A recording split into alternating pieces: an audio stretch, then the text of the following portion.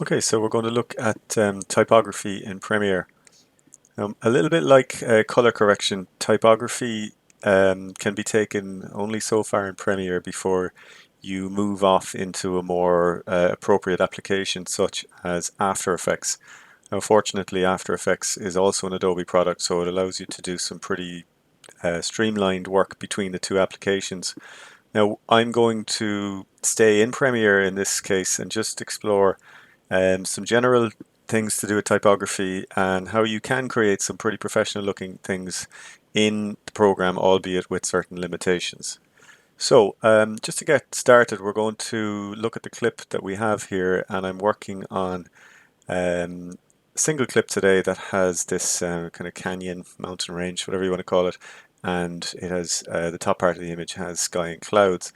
So one of the first things that you might do when you're working with the title sequence, if you plan on integrating type with a background image such as this, and this isn't a still image, this is a piece of video, you can analyze the shot or look around it to see where would be good places to put text and to play around with text once it's in. Now, in graphics and design and motion design, you have this thing called copy space. Copy space is refers to parts of the image that could accommodate text or a good place to put text. In this case, we have this nice kind of open, bright part of the sky here that allows us to put text in so that we get a nice framing. We also get a nice contrast between the dark text and the light background. So it is always worth even shooting a piece of text if you think you might want to create this kind of a look where you have text on a background, and always frame it in such a way that you know you'll be able to get that kind of rule of thirds in. So the text here is on the top left and the mountain is on the far right. So that's copy space, and that is to do with the image, obviously, but in terms of displaying or outputting text or graphics on video, you also want to think about certain things like aligning the text using what are called safe zones. Now, safe zones are visible under the little spanner icon where you go down to the overlays and safe margins. Sorry, safe margins, and they show you two boxes. And the inside box is title safe. So that is where you want to generally keep your typography. And this is lower thirds, titles, credits, the whole thing. And the outside is action safe. And that is generally where you want to keep your action within. So people's faces, if you have some kind of a detailed movement and you want people to be able to see it on any device, then you want to keep it in there.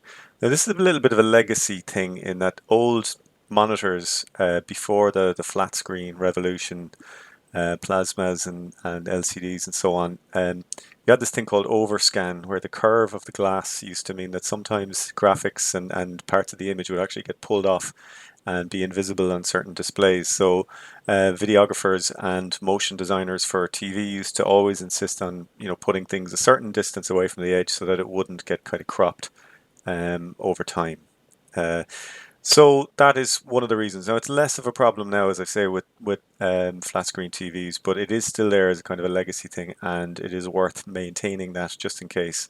Now it also gives a nice objective frame for you to put things in as well. I mean, aesthetically, it is nicer to have things sitting a certain distance from the edge, because when things like graphics touch the edge, they create this kind of odd visual artifact where we kind of become a little bit too we notice the edge of the screen too much, and it can be a little bit nasty to look at from a compositional point of view.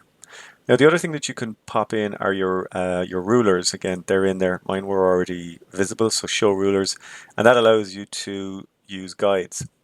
Now, guides are handy where you're laying out text and you want to make sure that the text that you're putting in is kind of sitting in a particular part, or in my case, I am using a mask, and that mask needed to be drawn in such a way that it always stayed around the text in this case. So I used rulers to make sure that I could draw the mask in such a way that it would always cover the text. Now we'll get to masks in a different video, but that's just one reason that you would use rulers.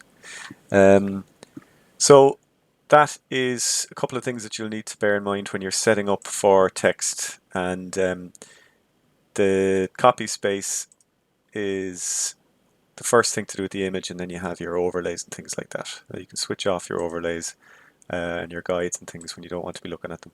Now, I briefly mentioned contrast there earlier. Now, this is to do with another very important aspect to do with type, and that is readability. So when we put things on screen, we want to make sure that the text can be clearly read. Particularly with motion design titles and things like that, the text doesn't stay on screen very long, and it is often moving, so it can be harder to read on the fly. So we have to be extra careful that the text is legible. Contrast allows you to clearly distinguish the text from its background.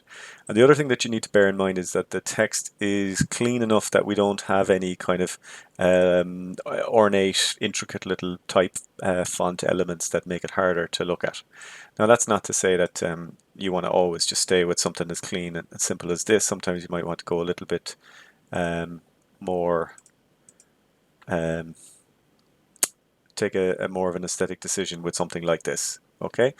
Now, that is just a couple of things to think about when you're setting up your workspace. Now, incidentally, I'm in graphics workspace here, and that's where I'm going to be doing all of my work. So the next few videos will be applying, modifying text, and that'll all be done in this particular workspace.